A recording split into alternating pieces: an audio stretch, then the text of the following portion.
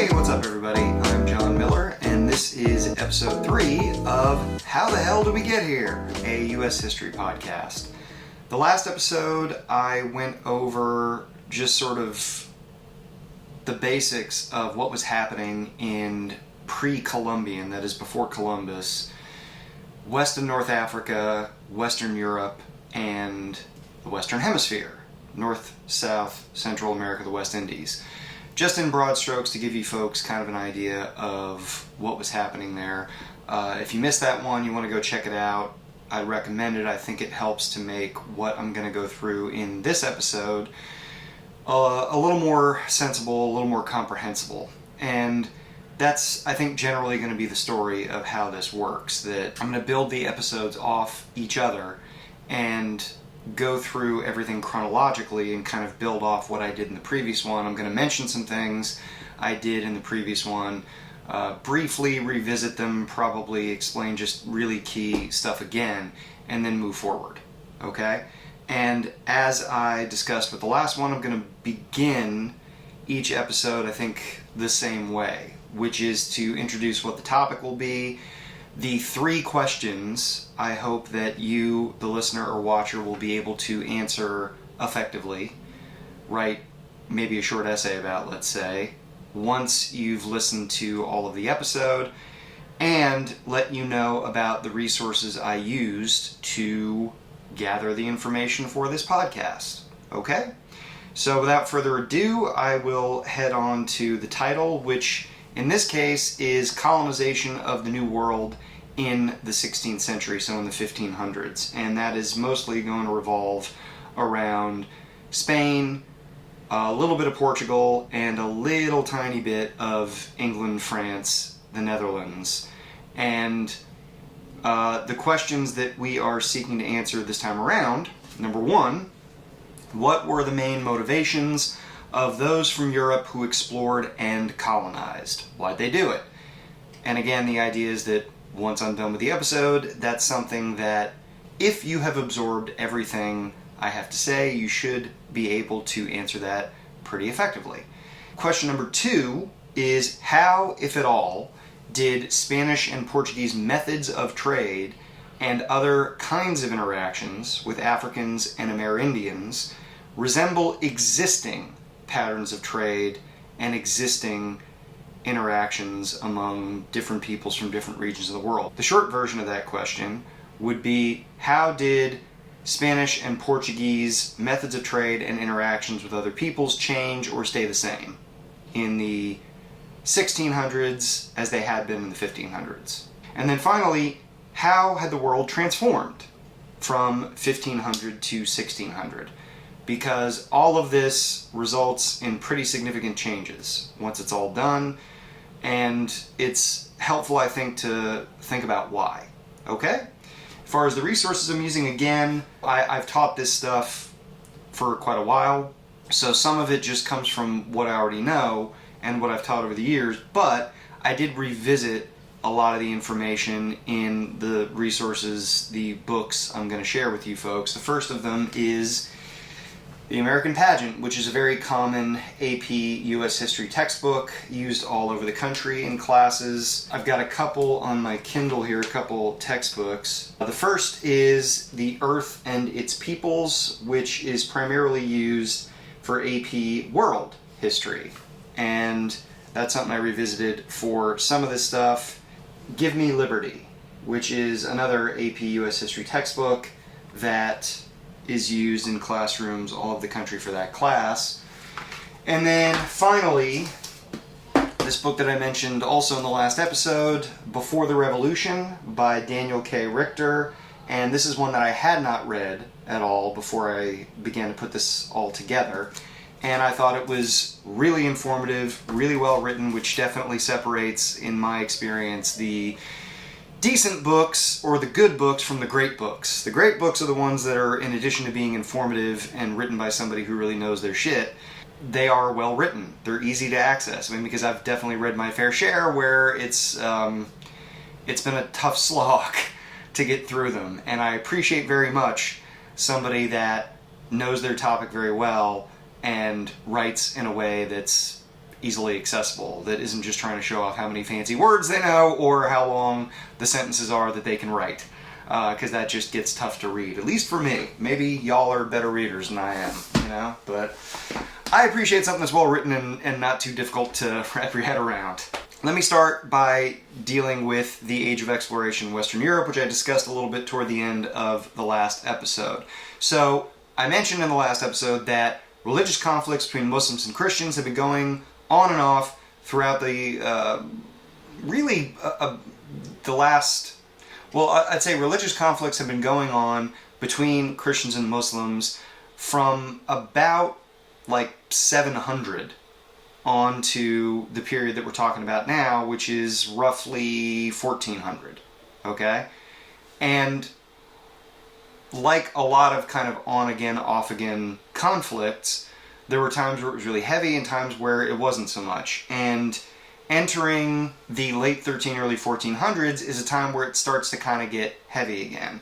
And I would say the two main reasons for that, from the Christian point of view, from what they're doing, they are starting to, in the early 1400s, expand into the Mediterranean and into West Africa and North Africa into Muslim territory. So that is creating some conflict. They're venturing into Muslim lands. And then in the Eastern Mediterranean, there's the expansion of the Ottoman Empire. And in 1453, the Ottomans take over Constantinople, which had stood as an Orthodox Christian city, the capital of the Byzantine Empire, since about 300, is when Emperor Constantine built the beginnings of Constantinople on the Greek city of, what is it called? The name's escaping me right now.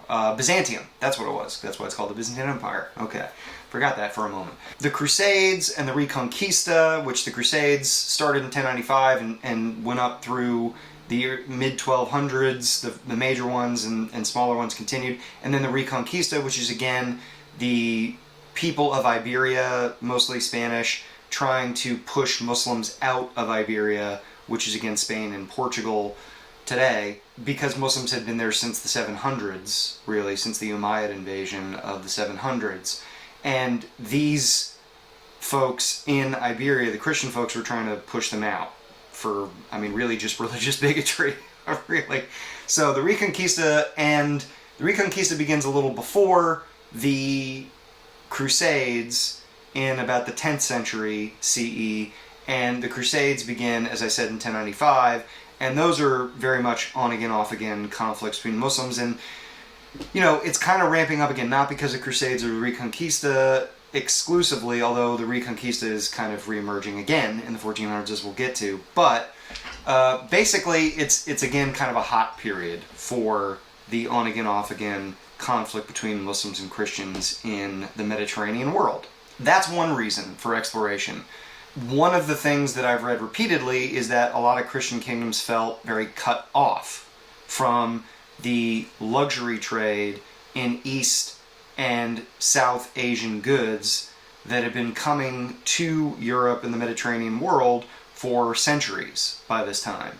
And against the four big things that they're after, it's silk, tea, spices, and porcelain. The expansion of the Ottoman Empire into the Eastern Mediterranean left some Christian kingdoms feeling a little claustrophobic, a little more kind of cut off, like there was this looming threat that they had to deal with, and that, to some degree, motivated exploration. Exploration was begun already, though, by the time you get to the early 1400s, because, in part, of the Renaissance, because there had been kind of an existing trade that was expanding among Europeans, and then between Europeans and peoples of North Africa and of the Middle East. So those are all factors that kind of contribute to the Age of Exploration. Another really important factor in the Age of Exploration is all this new technology that Europeans start to have access to in the early 1400s. And it's stuff that was mostly developed by either the Chinese or by Malaysian sailors, or a third option, there are also some Arab and I think Iranian sailors, mariners that developed some of these technologies as well. And I'm talking about specifically the lateen sail, which allows sailors to not be utterly controlled by the direction of winds when they're trying to go to a particular destination. They can at least overcome to some degree how the winds are blowing and get where they're trying to go. That's one innovation. The magnetic compass, which is a Chinese invention, allows for, of course, better navigation. The astrolabe, which is the astrolabe is another navigational device that is used to navigate the seas at night using the stars. And then there are watertight bulkheads, which make ships sturdier on the seas and, I guess, reduce the likelihood that they're going to sustain damage that will sink them. And then all of that kind of combines to create what Europeans call caravels, which are these ships that do a lot of this exploring in the 14, 15, 1600s, that have lateen sails, that have, I think, multiple masts, that have another invention, the stern post rudder, which makes steering more effective. And then there's just also better cartography, better map making, that allows for exploration to go on and expand. There's also the pursuit of Asian luxury goods, which I mentioned a moment ago. Again, silk, tea, spices, porcelain, those are the big four. Those aren't the only four, but they are very important, and Europeans and all kinds of people from the Mediterranean world that are not European had been after those things for centuries, from China, from India, from Southeast Asian countries, right? I mean, if you think European food is boring now, or has been boring recently, you can only imagine how boring it must have been before most people had access to, like, pepper, for example. The Renaissance and curiosity about the natural world, that also motivates people, as I mentioned a few moments ago, and among the intellectual class, among the educated classes, which isn't most people, isn't even like a healthy minority of people in the 12, 13, 1400s in Europe. But their curiosity and their education and their investment into the Renaissance pushes them to know more about the world, and that, to some degree, motivates mariners and explorers to do the same. There's kind of expression we'll get to when we talk about Spain a little bit more, but this notion of what drove explorers was God, gold, and glory. And, God in the sense that they want to expand Christianity, gold in the sense, of course, they want to make money and specifically find precious metals, and glory in the sense that they want to enshrine themselves in history as great men. Like a lot of us think of Columbus, although I think that perception has changed a great degree in the past generation or so. Anyway, we'll talk about that. So, the idea is that we need to know more about the world, and that maybe the Pope doesn't have all the answers, maybe he's not totally infallible. That makes people want to explore more. And then, of course, you get into the 1500s, and a really important event happens in Western Europe. That is the Reformation. And that creates internal competition among Europeans between Catholics on the one hand and Protestants on the other hand to be the first to go somewhere, to dominate trade routes for their side of the religious argument, right? It gets very competitive, very ugly, and the discovery and exploration of new parts of the world and the goal to dominate trade routes, that becomes a big motivating factor as Europeans are competing with each other, between, say, Protestant England on the one hand and Catholic Spain on the other hand. Pre-Columbian exploration, so exploration that occurs from the late 13 into the late 1400s.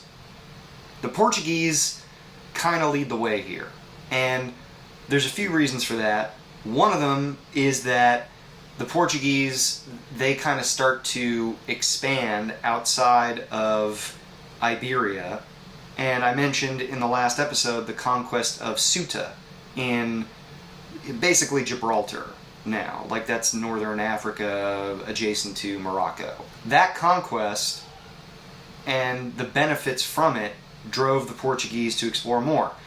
Then there was a guy named Prince Henry the Navigator, who is the son of King John of Portugal, and he takes a special interest in mariners, in navigation and exploration, and he founds this school for mariners, which is designed to train sailors in all of the latest and greatest technology, all the things I mentioned before, how to use the stern post rudder, how to use lateen sails, how to use the magnetic compass and the astrolabe, and so forth. And that's why you get such a significant number of explorers who are Portuguese themselves or who are sponsored by Portuguese benefactors or by the Portuguese crown. The Portuguese, in addition to Ceuta, which is, again, North Africa, they start to colonize some of these islands that are in the Atlantic just off the coasts of Africa and Europe. Okay, and I'm talking about Cape Verde, the Azores, and Madeira by Portugal. Okay, and actually around about the same time, the Spanish colonized the Canary Islands. And all of those islands are not too distant from Europe. They can be reached relatively easily at this time, and they provide some pretty interesting incentives for the Portuguese and the Spanish, Castile technically, because it's not Spain, when the colonization happens in like the 1419 or something like that, that colonization of the Canary Islands begins. Ultimately, the sort of basis for a big piece of New World colonization, the economic model, if you will, for New World colonization is begun in these islands. They become plantations. Okay, the forests are cleared, and initially in the Canary Islands, I know, the Spanish used the native peoples as labor. It's Guanche or something like that. Let me look at this real quick. Yeah, Guanche population. It's Guanche. And they were initially used by the Spanish to labor on these plantations, which the plantations were growing.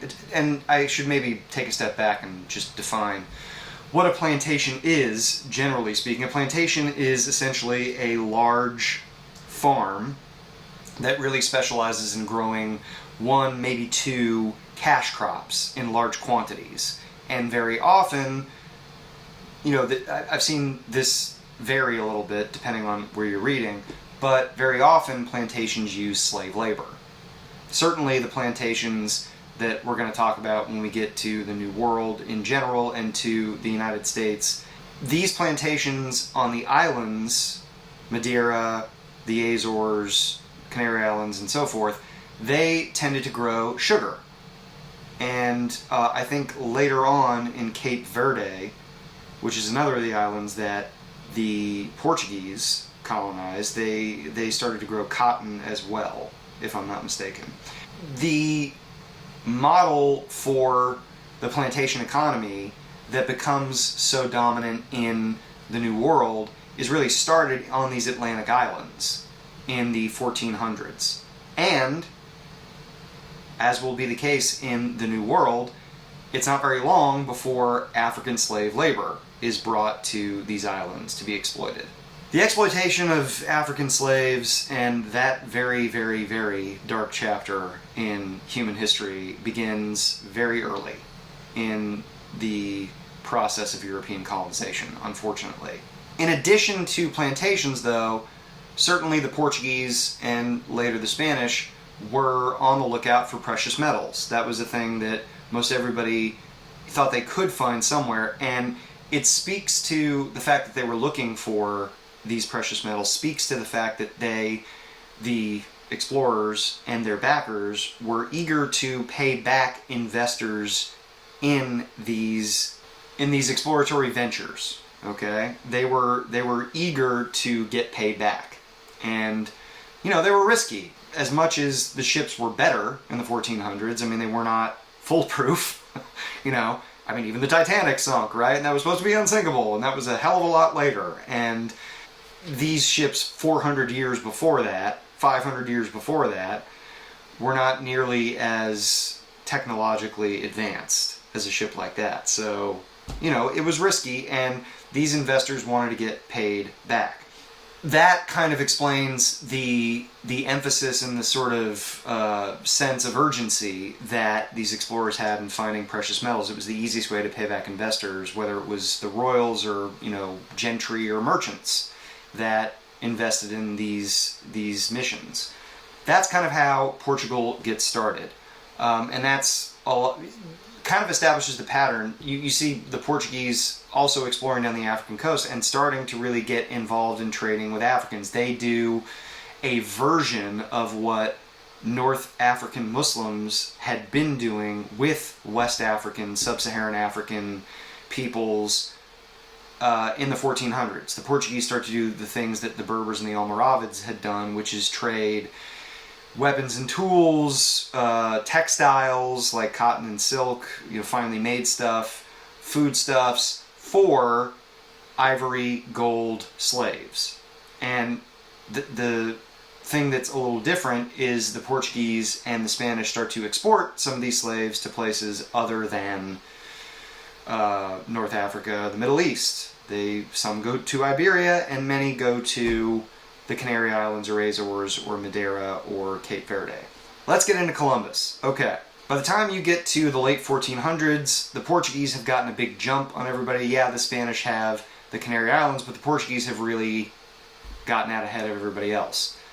In 1490 or so, Columbus actually goes to Portugal and proposes what he would eventually propose and get financed by Ferdinand and Isabella, the king and queen of a newly sort of united Spain. Okay? He wants to go west, and he thinks that he will eventually get to India and or China. I don't know what you all heard when you were growing up. When I was younger, like in elementary school, and we learned about Christopher Columbus and his voyage, I'd always been told that so many people, it made it sound like a majority of people thought the world was flat. And the more I've read as an adult, it turns out that's really not true. I think it was pretty widely accepted that the world was round. Do you hear that, flat earthers? They knew 500 years ago the world wasn't fucking flat, okay? Give it up. They did, however, generally underestimate the size of the world. Sailors and explorers and scientists such as they existed back in those days. I mean, science isn't really a thing in the 1400s, but such as it existed, most Europeans thought the world was a lot smaller than it was, and they didn't know there was this whole other landmass in between China and India. Columbus was definitely one of those people. But he thought that he could sail westward and eventually he would hit China or India, and that was the way to go. The Portuguese turned him down because by that time, Bartholomew Diaz in 1487-8 had rounded the Cape of Good Hope, which is the southernmost point of Africa, and proven, because he got back, that theoretically Europeans could get around Africa and get into the Indian Ocean and make it all the way to India or what is today Indonesia, or even to China. The Portuguese were not as interested in financing Columbus's voyage as it turned out the Spanish were. They gave him the money, Ferdinand and Isabella. They gave it to him the same year they finished the Reconquista, which they had been collaborating with the Catholic Church to do. This, in fact, financing Columbus's voyage, they, from what I've read, looked at it like another kind of measure of state consolidation. I talked about in the last episode the development in the 1300s-1400s of the fiscal military state, the idea that royals were getting more powerful because their tax revenues were growing and they were using that money to finance bigger military forces, and therefore they did not have to rely as much on nobles, vassals, lords, whatever you want to call them. This is kind of another facet of that from the perspective of Ferdinand and Isabella, from what I've read. That they saw if they could inject Spain into the world trade system even more, and if they could come to dominate it, and be a big supplier to the rest of Europe of these luxury goods that Europeans had wanted for centuries, that would be another feather in their cap, another way for them to get even more revenue and to better their position even more relative to their noble classes, the vassals that they were sharing power with at the time. Okay? So that's part of why they did it and why they partnered Ferdinand and Isabella with the papacy, also to strengthen their own position and further develop what we call the fiscal military state. European explorers, they, as I said, knew the world was round but didn't know how big it was. Columbus ultimately makes his voyage in 1492 and ran into, I believe, Hispaniola, what is today the Dominican Republic. I'm fairly certain that's where he first made landfall.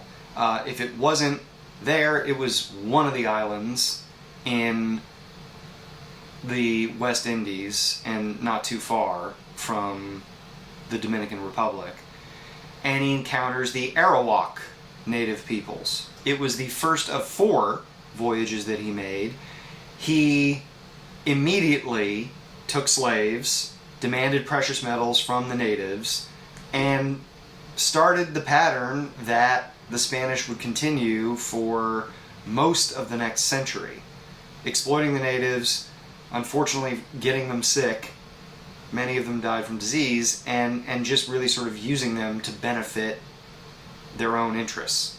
And he, Columbus, believed to the day he died, despite his 4 voyages, despite the fact that people told him that he had not gone to India or China, that he had discovered this whole other landmass, he died believing that he had gone to India. From everything I've read, he just seems like a religious zealot who's kind of an asshole. And one of those guys that, okay, he did something new and it had a big impact on the world, but it's someone that the more I read about him, the harder time I have admiring him in any way. So, yeah. He seems like he was an asshole. That wouldn't have been a good hang, I don't think. And it's part of why, by the way, his discovery, it's not called the Columbias, it's called the Americas, because they were named after another explorer and mapmaker, a guy named Amerigo Vespucci, who, the name probably sounds Italian because he was Italian. And I guess, I don't know, everybody knows Columbus was, everybody knows who Columbus was, so I guess it really doesn't matter all that much, but it shows, if you're kind of a stubborn jerk, maybe you don't get all the credit that you would have wanted. It's good to try to get along with people.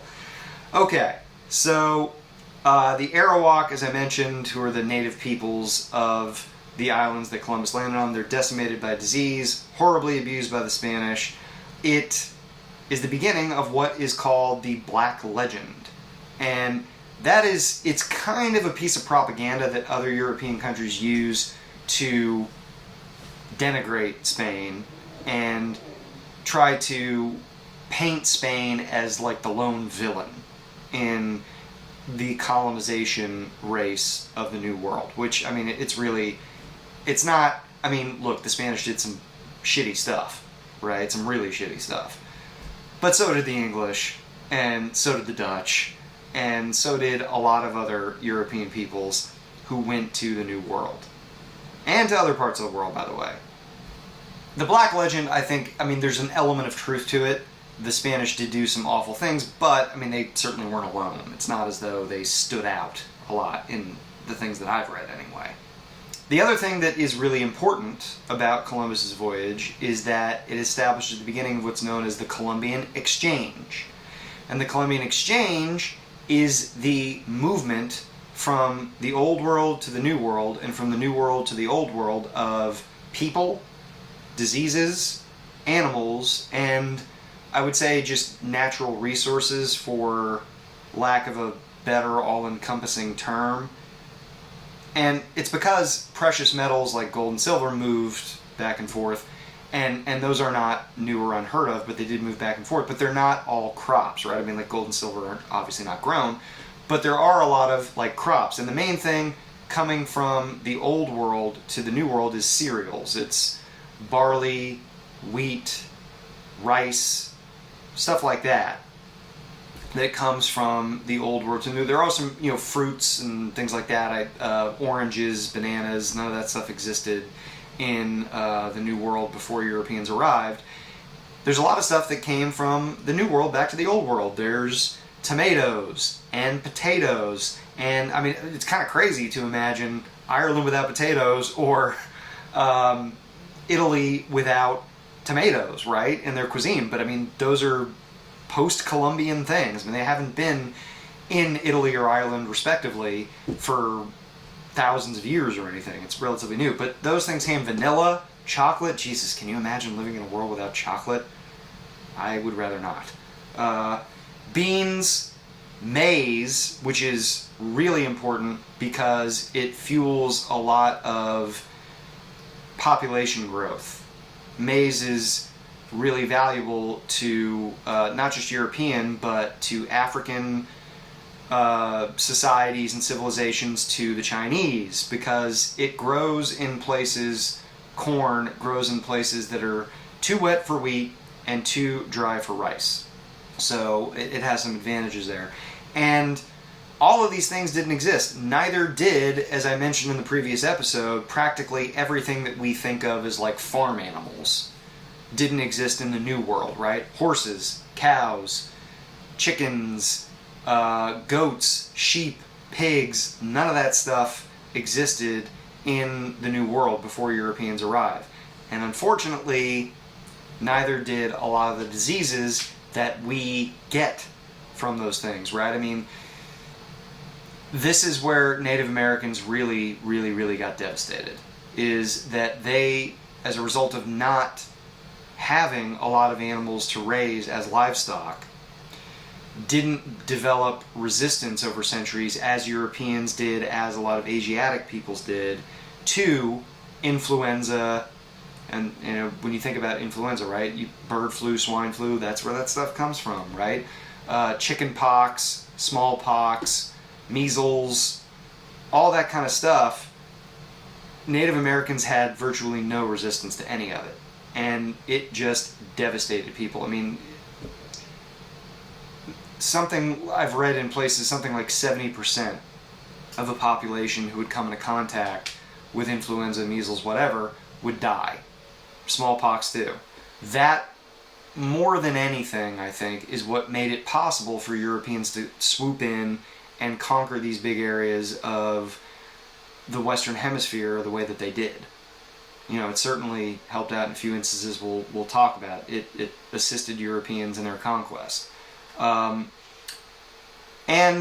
as I mentioned also in the previous episode, it helped, the existence of these, especially draft animals like horses and oxen, gave European and Asiatic peoples a major advantage over peoples in the Western Hemisphere and in Sub-Saharan Africa who didn't have access to those things.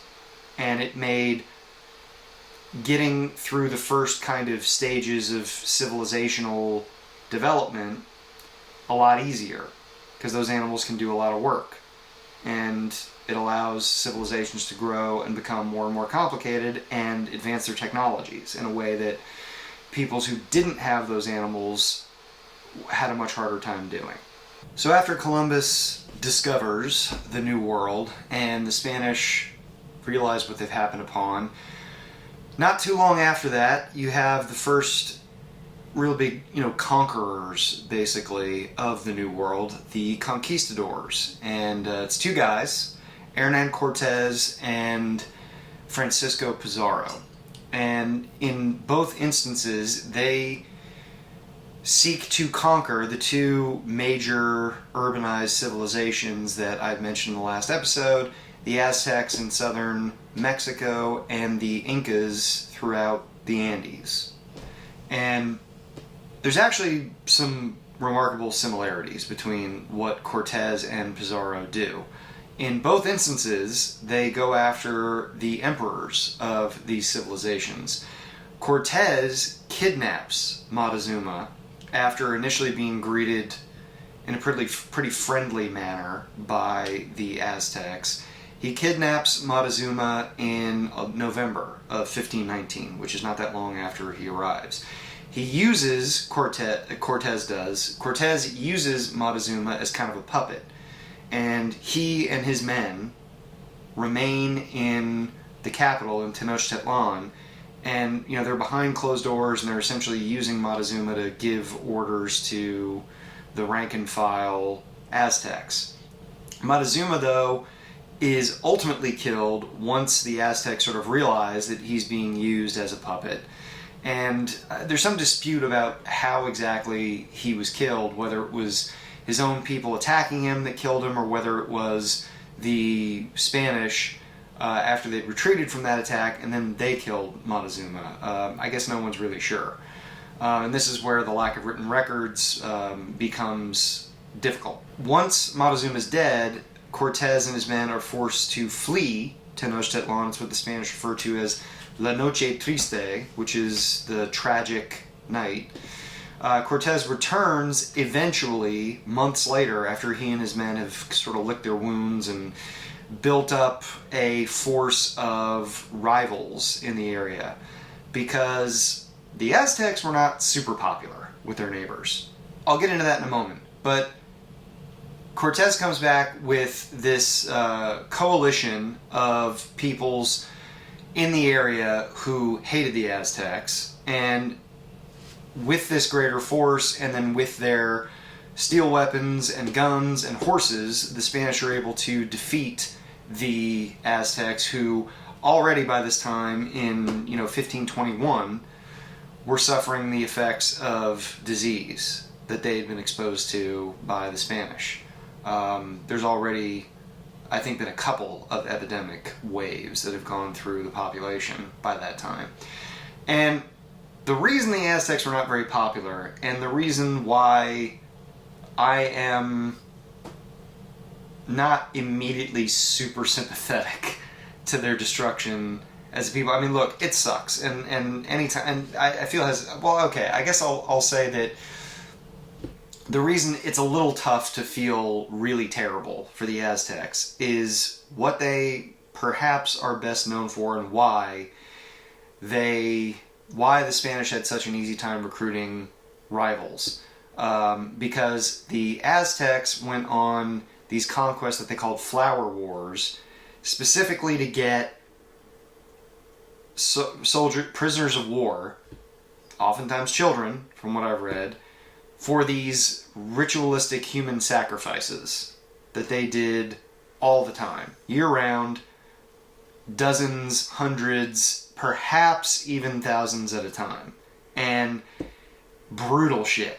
I'm talking about burying people alive. I'm talking about trapping them behind caves. I'm talking about decapitating people after they've been, beaten up, led upstairs.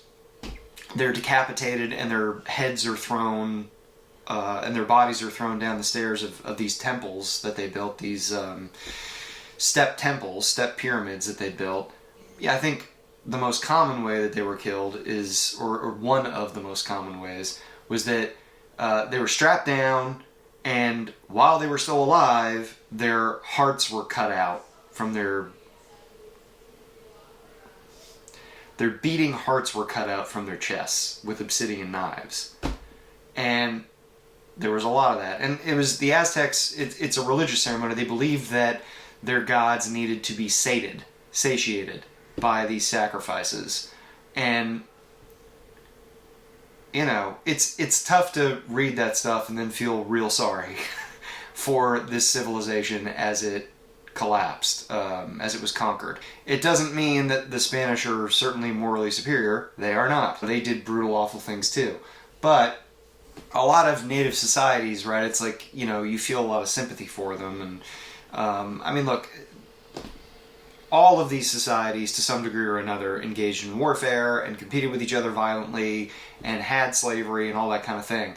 But it's definitely distinctive, I would say, that the Aztecs engaged in as much human sacrifice and went on the warpath just to get sacrificial victims for their ceremonies. That's different. The Mayans did it too, I guess. There's a lot of evidence to show that, and it was something that was disputed until 15, 20 years ago, when a lot of evidence kind of emerged that made it hard to dispute all that stuff. Talking about the Aztecs, it's a little difficult to feel a great well of sympathy for the destruction of their civilization. Pizarro, meantime, he comes to the Incan capital, Cajamarca, in 1532, and does something fairly similar to what Cortez had done. He's arriving, fortunately for him and his cohorts, he's arriving at a time after the Inca had been engaged in civil war, and the empire was kind of weakened, and Atahualpa, who was the emperor, welcomed him in, and then the Spanish turned on them, took over Cajamarca, kidnapped Atahualpa, held him for ransom, and ultimately executed him even after the ransom was paid.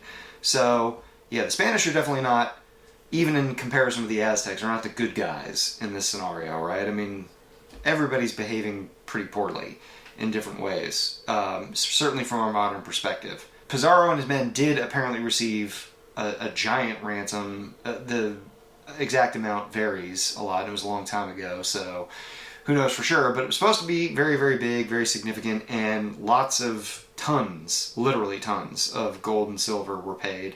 Pizarro and his men killed Atahualpa anyway because they were afraid that if they let him go, that there would be a resistance movement that would push back on them, the Spanish. So that's really why they killed him. Once those two big empires are kind of out of the way, the Spanish expand out, and they, in the first half of the 1500s, engage in this kind of system of conquest all over the New World. They called it the requerimiento, I believe is how that's pronounced. So for the remainder of the 1500s, the Spanish engage in the announcement of what's called the requerimiento. Requerimiento. I think I'm saying that right. And essentially, it was that the Spanish claimed that they derived their authority from the papacy and from, therefore, God, and that God and the Pope blessed their rule all over the New World. They would announce this to various native peoples they encountered for the first time in Spanish, which of course most of these native peoples did not speak, and they sort of still unreasonably expected the natives to do what they were told, right? And to understand this arrangement. I don't know why on earth they would have expected that, but that's how it went. The Spanish eventually come to dominate pretty much everything from Mexico all the way down to what is now Argentina. They were viceroys that were put directly in charge. They're kind of like colonial governors. There's the viceroy of New Spain, which is Mexico, and the viceroy of Peru. And they are under the direction of the Council of the Indies, which is a council that reports directly to whoever the monarchs are in Spain at the time. The monarchs tried, in the first half of the 1500s, to exert greater control over the viceroys and over various other parts of the colonies, but the friction of distance, the fact that they were months away from even sending messages to the colonies, made it so that the Spanish monarchs couldn't exert nearly the kind of control over the colonies that they wanted to. And it gave the viceroys and all of the sort of elites in the various colonial societies a lot of leeway to sort of do things as they wanted to do them. There was, speaking of elites, there was kind of a hierarchy by race, even though, the concept of race is not really a thing at this point. That's something that develops more in the 17 and 1800s. By the 1800s, there is this sort of concept of race and notion of how we think of it today in a way. It's kind of invented, but whatever. But there is definitely a social pyramid in the Spanish colonies that is largely based on skin color. And it goes something like this. There's the Peninsulares, and they are the they are at the highest point outside of the viceroys of the social pyramid. And those are the Europeans, the Spaniards, who had come directly from the peninsula, from Iberia. Below them, you've got the Creoles, and the Creoles are the people entirely of European descent who were born in the colonies and lived there their entire lives. And they were just below anybody who'd just come over, essentially. There are people of mixed race because there were a lot more men than women of European descent in these colonies. That's a pattern that you see throughout the entire colonization of the New World, is that there's a lot more European men than European women. So inevitably, you've got European men who marry and have children with native women. And the people who are of mixed Native American and European ancestry are called mestizos, and they're sort of below the all-European descended peoples, the all-white people. Then you've got, and this is not really a politically correct word to say anymore, so forgive me for saying it, but it is the technical term, mulattoes, who are people that are of mixed European and African ancestry. And I think it varies a little bit. It's not super set in stone, but generally speaking, they're a little darker, and that's the kind of the rule in these societies, right? Like, the lighter skinned you are, the kind of higher up on the pyramid you are, and the darker complected you are, the lower down on the pyramid, you know? And then you've got people who are purely of Native American or of African ancestry, and they are very much at the bottom. And African peoples are enslaved a lot of the time, almost all of the time. So the Canary Islands plantations, which I discussed a few minutes ago, they are essentially recreated. The first order of business, the priority for the Spanish was precious metals, which they found a lot of. They certainly found a lot when Cortez and Pizarro conquered the Aztecs and the Incas respectively, and they expected to find more, and they did. And there were a lot of precious metals that came out of Mexico, and maybe the most famous example of all of the sources of precious metals is Potosi, which is in modern-day Bolivia, and it's this gigantic silver mine that the Spanish transported a lot of it back to Europe, but then a lot of it went straight from the mines in Bolivia to the Spanish Philippines and then to China to buy luxury goods. And in fact, Spanish pieces of 8, as they're called, Spanish silver coins, became so ubiquitous that they were used as money internally within China. Like, Chinese merchants or regular old Chinese citizens paid each other with Spanish money because it became so common. So, and that just is indicative of how much silver was there. So that kind of took precedence, but by the 1520s, 30s, you're definitely seeing plantation economy get established in the New World. And plantations like those that had been in the Canary Islands, where the Spanish had already established themselves in the early 1400s, begin to take shape in the New World, various parts of the New World that the Spanish have taken over.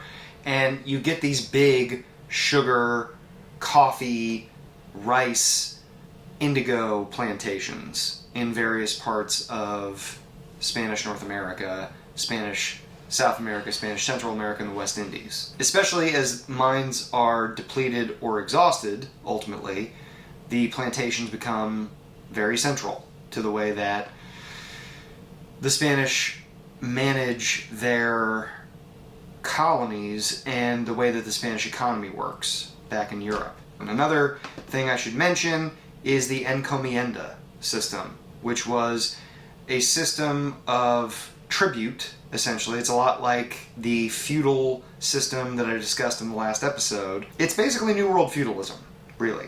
And natives are made to provide labor or goods, so that could be, they work for a certain time for a certain part of the year, or they provide cotton, precious metals, foodstuffs, whatever, and that is their tribute to their lords, to the encomendaires, who are the beneficiaries of this system. They're like the nobles, vassals, lords of the old world, Western Europe. And they, the lords, vassals of this system, they are supposed to provide protection and benefits to the natives the way that vassals back in Europe did. Of course, that system, the feudal system, was very exploitive of common people back in Europe, and this is no different from that. Eventually, a lot of this behavior, though, is called out. And there's one person in particular, Bartolomé de las Casas, who is a Spanish priest. He writes about the abuse of Native Americans and appeals to the Catholic Church, to the higher-ups in the church, the Pope, the cardinals, and so forth, to stop the abuses of Native Americans by Spanish colonizers. And as a result of that, there are these so-called new laws that are passed in 1542 that essentially start to require the Spanish colonizers to pull back on their, very harsh treatment of the natives. Slavery begins to go away. Curiously, although, so it's kind of it's one of these things where I'm not entirely sure what comes first. Slavery of Native Americans was never terribly effective because Europeans and their diseases killed off a lot of the potential slaves, and those that weren't killed off often ran away, escaped, and they knew the area better than Europeans did, so wasn't much that Europeans could do about it.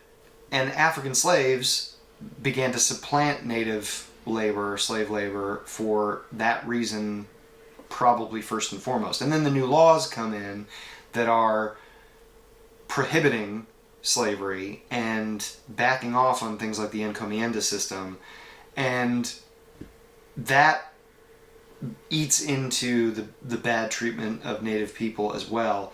And essentially, by the time you get to the late 15, early 1600s, the encomienda system is pretty much dead. Which is not all that surprising because feudalism has kind of died out in Europe as well.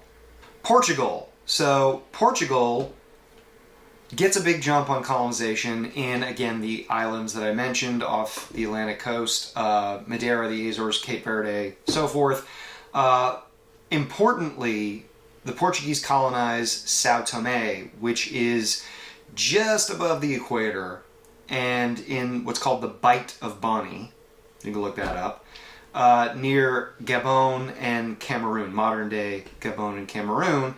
And the Portuguese, from that kind of launching point, become the dominant slave traders in the Atlantic world for centuries after this. They establish Sao Tome in 1486, and from that point, really until, I think it's like the end of the War of the Spanish Succession in the early 1700s, the Portuguese are kind of the dominant slave traders. Not the only ones engaged in it, but they are the ones that kind of dominate it. The Portuguese did not become nearly as big of a factor in the New World as the Spanish did.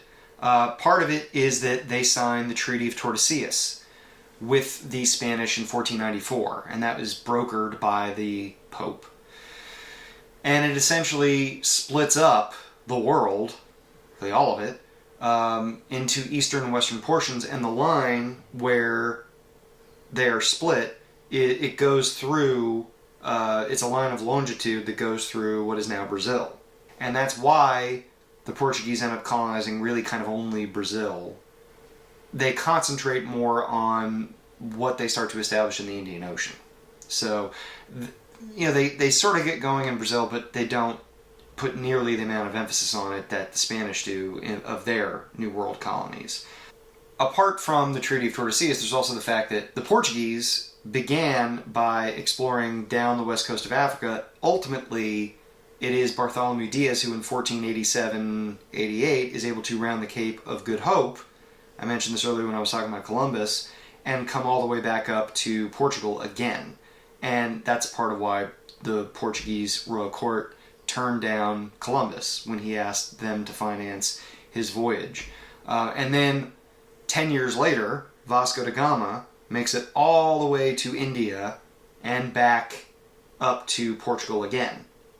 And as a result of that, the Portuguese really kind of concentrate on establishing themselves in the Indian Ocean and in, various parts of like Western Africa, okay? So they don't end up putting a lot of emphasis on New World colonizing. They essentially force their way into a lot of Indian Ocean ports violently. They, threaten or actually attack these ports with gunships and say, let us in or else. And they start to take over ports in India, like Goa, for instance, and really start to kind of take over the Indian Ocean trade that had been going on for centuries peacefully. But it doesn't last real long. And the Portuguese are pushed aside over the course of like the first half of the 1600s by the Dutch and the English.